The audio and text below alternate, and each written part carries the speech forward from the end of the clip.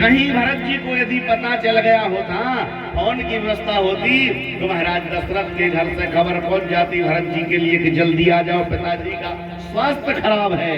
इन्होंने दूतों को भेजा, जाओ भरत से कह दो कि पिताजी और पिताजी का स्वर्गवास हो गया। जब भरत जी चलते हैं, अरे जिमी जल थलही चलही की नाही, सुना पे न मोड़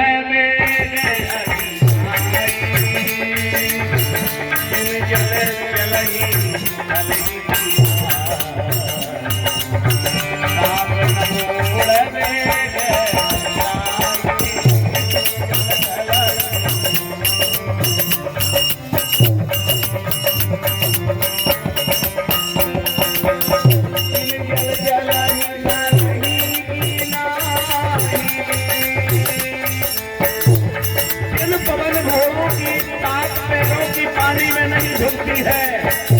और जब चलते हैं तो पवन वेग से दौड़ते हुए भरत जी चले जाते हैं। चले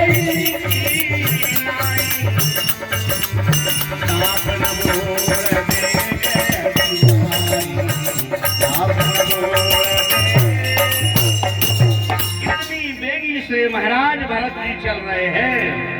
शायद उस टाइम फोन की व्यवस्था होती तो किसी से धीरे से कुआ देते कि महाराज भरत जी जल्दी आ जाओ, पिताजी का स्वास्थ्य खराब है। ये व्यवस्थाएं, फोन व्यवस्था उस टाइम पर नहीं थी, पर आदमी इसका अच्छा उपयोग नहीं करता है। 12-12 बजे रात में देखो रोड के किनारे पुलियों पर बैठे हैं, न खावे का टाइम, ना पीने का टाइम, ना सोने उठने का टाइम, कोई टाइम टेबल का ख्याल ही नहीं है। खावे बढ़ा जाए, कपड़ा फट जाए, वो सहन कर ले, पर मोबाइल को बैलेंस सहन नहीं करे। मोबाइल में यदि बैलेंस नहीं आ तो रोटी पानी खाना भी छोड़ देगा आदमी। अरे ध्यान रखो, यदि भगवान ने ये आंतरिक व्यवस्थाएं बनाई हैं तो इनका सदुपयोग करो, दुरुपयोग मत करो। आज महाराज जी ने तत्काल पत्रिका लिखी। पत्रिका लिख करके सूरसेन की नगरी मथुरा से अर्गोमल को दूत लोग पहुंचते, जैसे राम जी के समय में पहुंचे थे, पहुंचे दूत अरे रामपुर पावन हर से सकल बिलोक सुहावन। इन्होंने पत्रिका को पढ़ा।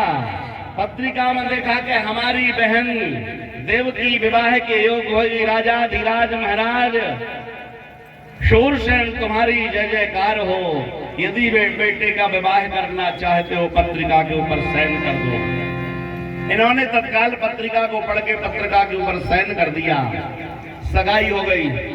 यहाँ पर इन्होंने दहेज में अपनी बहन को, जब पत्रिका वापस आई तो बहन को दहेज में देने के लिए 1100 हत्ती, 1500 घोड़े, 200 दासियां जेवराती के सहित और सोना चांदी हीरा मोती अपराध व्यवस्था कर ली।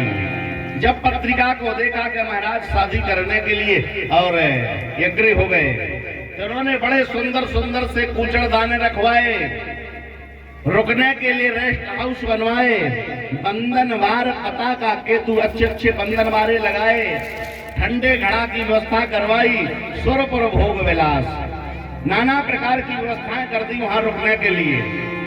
अच्छा, बारात जब जावे तो राजे महाराजों की बारात कैसी जाते, चढ़ चढ़ वाहन चले बराता, और जस दूल्हा तस बनी बराता। जैसा दूल्हा हो वैसी बारात जाती है। राजे महाराजाओं की बारात नहीं जाती, बराता चलता है।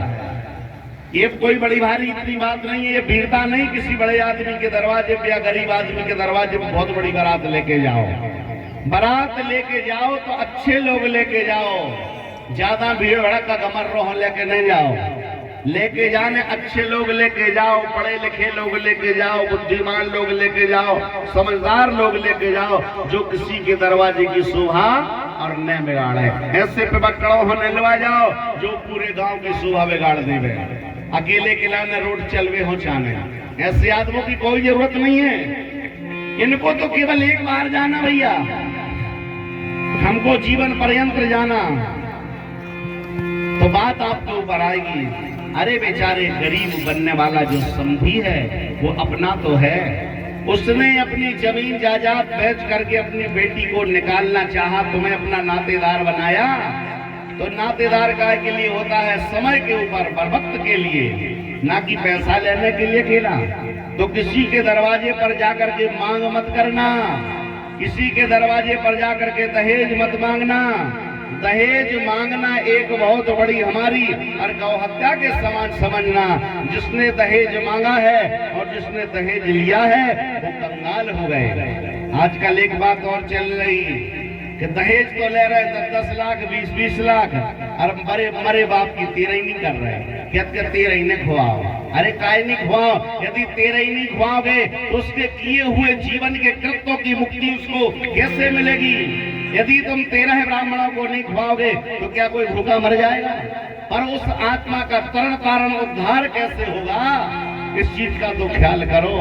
तो क्या तेरही बंद कर दे और दहेज ले। दहेज लेके आप अरबपति बन जाओगे, करोड़पति बन जाओगे, अरे कंगाल हो जाओगे। यदि तुम समझदार हो, बुद्धिमान हो तो दहेज प्रथा के ऊपर अंकुश लगाओ, दहेज प्रथा के ऊपर कानून लगाओ, लागू करो कि दहेज प्रथा मांगना एक हत्या के समान है। जिसने दहेज मांगा है वो कंगाल हो गए। 2 लोगों के पास दहेज आया था। एक आया था महाराज दशरथ के घर में दहेज, वो परिवार भी बर्बाद हो गया। और एक दहेज आया था महाराज से गांधार नरेश के यहाँ पर, तो वो परिवार भी नष्ट हो गया। गांधारी जी के संग को आओ तो शकुनी मामा, जिसने कपट के पासे डाल डाल करके अपने सोई भने जो को मरवा दो। ऐसो दहेज नहीं चाहने। दूसरा दहेज महाराज दशरथ के यहाँ पर आया था। कैकेयी जी के साथ में मंथरा आई थी, जिस मंथरा ने और राम जैसे पुत्र के लिए वनांतर को भिजवा दिया। अति नारी बल के बड़े कुल को हो विनाश, कौरव पांडव वंश को कियो द्रौपदी नाश, कियो द्रौपदी नाश। मते से चलियो भाई, रामचंद्र से पुत्र हो वनवास सिधारे। कैकेयी दशरथ मारे, बिना मते को राज विभीषण पायो। कैकेयी के साथ में मंत्रा आई थी, जिस मंत्रा ने कपट करके राम जैसे पुत्र के लिए वनवास को बजा दिया। ऐसो की जरूरत नहीं है। यदि बारात लेके जाओ, अच्छे लोग लेके जाओ, समझदार लोग लेके जाओ, जो कोई कुछ मांगे ना, अरे वो सामने वाला तो खड़ा होकर के हर एक वस्तु देता है। जो अपनी प्यारी हृदय की अपनी बेटी गुड़िया देगा वो आपको क्या नहीं देगा। समझिया करके कंधे से कंधा, आत्मा से आत्मा मिलाता है और क्या कहता है?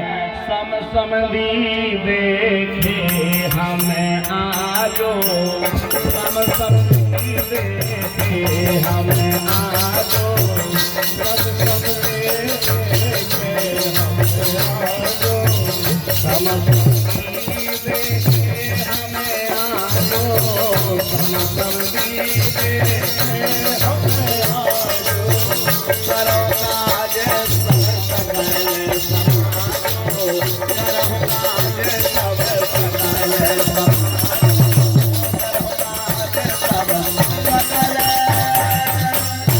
जब बारात जाती है तो बाराती के लिए घराती माना सबसे पहले समधी मीठा ठंडा पानी पिलाता है। ले भैया पानी पी लो। पीते हैं मीठा पानी के नहीं? वहाँ मीठो पानी नहीं पियत के सर्दी हो जाए। अब लाल पानी पी के गैल में आ गए, अब जग मरे उसके का पी ले। ओके पानी का तिरस्कार कर दिया। शराब 15 पान करके लाल पानी पी के आ गए। अरे इज्जत खोरो, इज्जत पर ध्यान रखो, दूसरे की दरवाजे की नहीं करते हैं।